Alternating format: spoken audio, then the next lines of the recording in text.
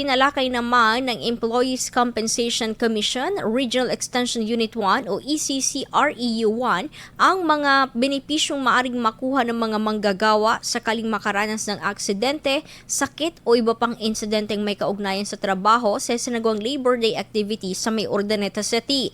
Ginawa ang aktibidad sa isang mall sa pangunguna ng Department of Labor and Employment o DOLE Rosales Field Office kung saan dumalo ang mga kasambahay at informal workers mula sa iba't ibang komunidad at organisasyon.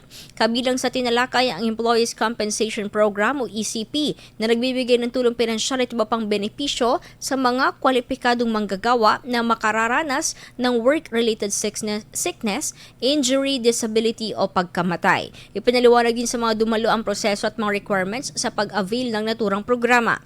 Ayon sa ECC, layunin ng aktibidad na mapalawak ang kaalaman ng mga manggagawa, lalo na sa informal sector, hinggil sa kanilang labor rights at mga government program na may kaugnayan sa social protection at workers' welfare.